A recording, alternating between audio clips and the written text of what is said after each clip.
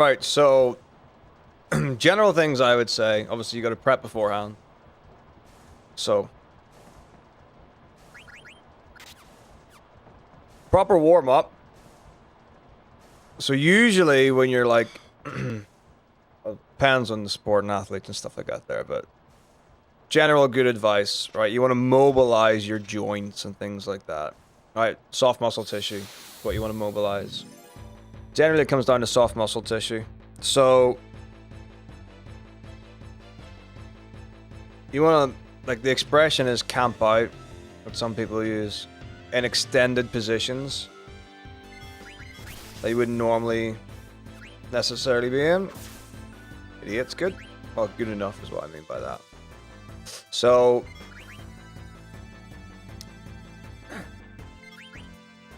my understanding is that the science goes, it takes approximately 2 minutes to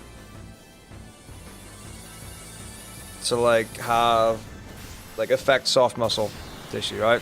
So for example, if I'm gonna be mashing with my fingers or whatever, right, the whole apparatus goes from shoulder blade all the way down the arm and the hands. Effectively, if you know those whole regions. Shoulders not so much, but I mean, it's all part of the apparatus.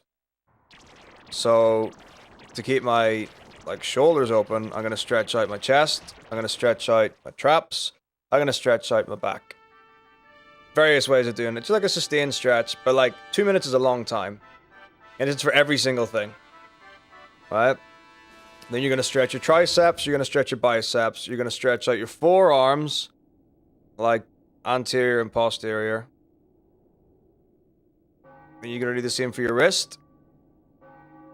And you're going to do it in like supinated, pronated, and again, extension, flexion, and rotation as well. And you want to get like your entire range of motion just completely open, same with your fingers. And then once you've mobilized the whole apparatus, you know, it's in a really nice open position and the blood flow's got room to go there. Then you want to warm up. Best way to warm up is just to use the muscles you're going to use in your exercise or activity in a lesser fashion. So, for example, if you're going to mash like this or whatever, what you want to be doing is start off by doing it slowly. Right? So you're like doing the same motion. You can even do it with a controller. But do it slowly and then you gradually speed up. Right? You don't want to go from like 0 to 100. Okay? So just warming up. You might warm up for 30 seconds to a minute or something. And go back and forth between the two. Nice and gently.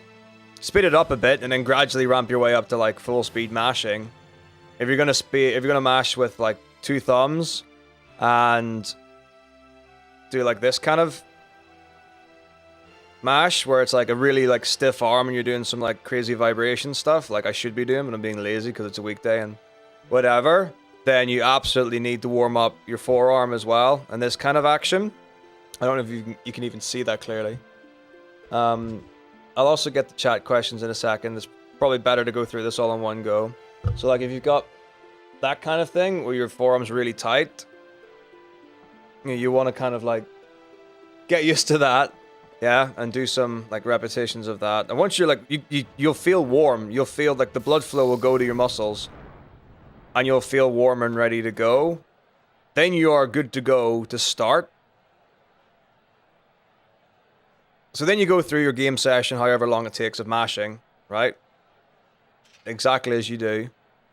Then once you get to the end, you want to cool down after that, all right? So really important things. You don't want to, again, go for... Likewise, you don't warm up from 0 to 100 in one go. You don't cool down from 100 to 0 in one go. That's just as bad, all right? So everyone says about, like, stretching when you're done. The first thing you really want to do is a gradual cool down, right? So don't just go from like intense mash city to then just stop and then just let your fingers rest or whatever, or go straight into stretching, right? Because you need to let yourself cool down.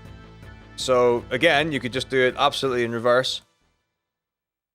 Some like medium paced, and like you slow it down until, you know, you come down from the, obviously your heart rate doesn't get really like fast when you're mashing, but the muscles are still being worked in an intense fashion.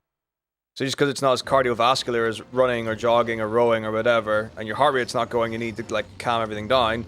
Same principles apply. So one of the most common things that people find, if they go for a run and then just stop and their legs feel really heavy, the term we use is blood pooling. It's not dangerous, but basically the way the body works is blood goes where it's needed. If you eat food, blood goes to your digestive system. If you train your chest muscles, blood goes to your chest muscles. If you run, it goes mainly to your legs. So you go for a run or a jog or whatever, and you stop and you don't, you know, slow down your jog to a finish, to a walk, and you don't stretch or anything like that. The blood pools in your legs, and then it takes time for it to start circulating around the rest of the body, which is not good. But that's a thing that quite a few people go through. So you might not even notice it in your hands or your arms or whatever, but it's absolutely a thing that would happen. So you're going to slow it down. Then you're going to go into your stretches, right? So similar to the mobility type thing, you don't have to do it for as long. You're just kind of like relaxing the muscles down. So exactly the same principle as your mobility, where you want to stretch the whole apparatus out, probably 30 seconds or so for each, maybe, 30, 45 seconds or whatever, on each of the muscles in different ways.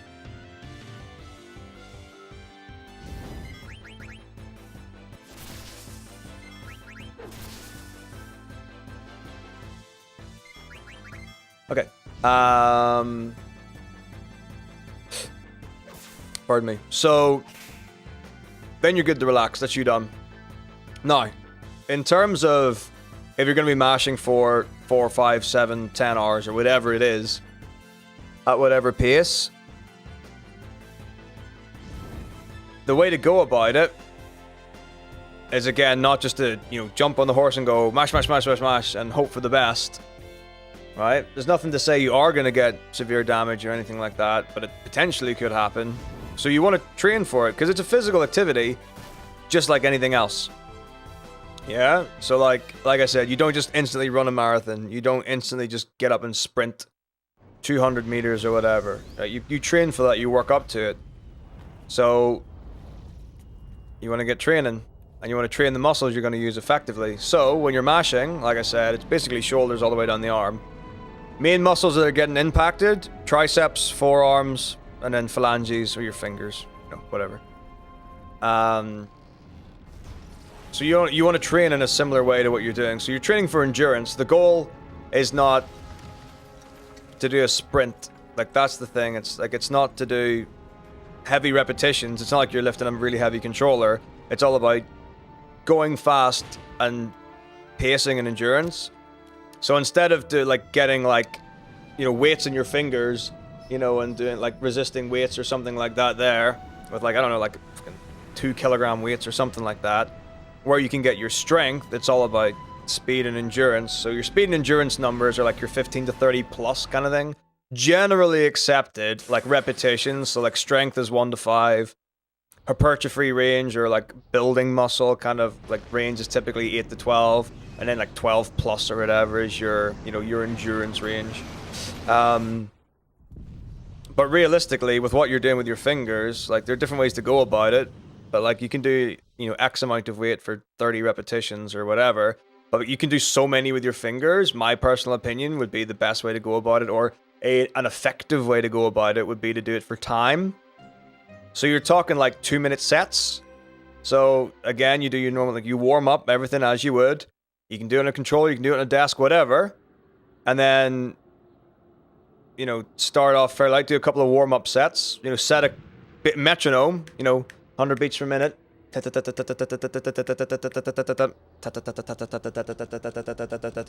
Really, really simple. And the goal is to go as fast as possible, so you want to build up the pace. Doing it to a metronome guarantees pace, and it means you know exactly how fast you're going. Rather than saying, I'm going as fast as I can, but you've no reference for if that's actually fast or not, in regards of how quickly the game can register inputs. And then you do it for time, right? So maybe you do it for 30 seconds. 10 sets, 30 reps. Or, sorry, 10 reps, 30 seconds per set. one hand, then the other. You can go back and forth. Whatever. It doesn't really matter. It's up to you. And then you need to think about the recovery. So there's a big difference between training large muscles like your back, your legs, your chest. Then there are training smaller muscles like your wrists or your calves, or your abs. There are muscles that recover quicker than others. So it's important that you do let the muscles recover. Realistically, with your fingers and your arms and your forearms, the way you're training for this, you could probably do it every day without any repercussions. Like, there's a lot of people who train abs every day. It's a muscle that recovers, or set of muscles, rather, that recover very quickly. So that's how I would go about it. And the goal will be to do longer sets. So if you can only do 30 seconds, like, flat out the first time, then you do your 30 seconds every set until you're comfortable with it. And then you go 45 seconds, a minute. And you need to gradually increase the speed as you go as well. And the goal is, then you can consistently, for X amount of minutes, mash at X hertz. And then that's when things get more comfortable and easier, and you don't think about, gosh, this is sore, or my muscles are tired, or this is awkward, or anything like that. Because you've trained for it. And you should do that regularly and keep up with it and continue to build your endurance. And then that's how you can do things like beat Final Fantasy VII at 9 without getting tired and without losing mashing speed. You know, train your endurance. And then obviously at the end of that, you cool down the same as you would after actually playing the game. And that should make a huge difference for anyone who's like looking into, you know, actually doing games where you need to mash very quickly for long periods of time. I think that's about everything. Like a normal training cycle, you might either do one of two approaches where it's you target the large muscle groups first, your compound muscle groups, then go to isolation work afterwards, and you would maybe do your first exercise would be strength range 1 to 5, then your 2, 3, second or third exercises might be in hypertrophy range 8 to 12, and then your last 2 exercises or whatever might be in endurance range. Or the other way is to go through cycles where you might do 6 weeks of strength, 6 weeks of hypertrophy, 6 weeks of endurance. But like I said, I mean, I don't think that applies as much to this kind of activity. So the idea is you build up your strength, and then you grow with the new strength you've got because it's easier to do the higher reps.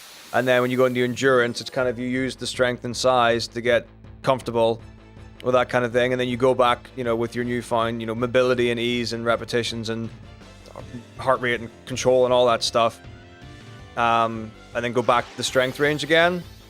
But I think that covers about everything, and it was pretty clean in one go. So I should probably highlight that so that people can get an opinion on how to go about it. With reference to when I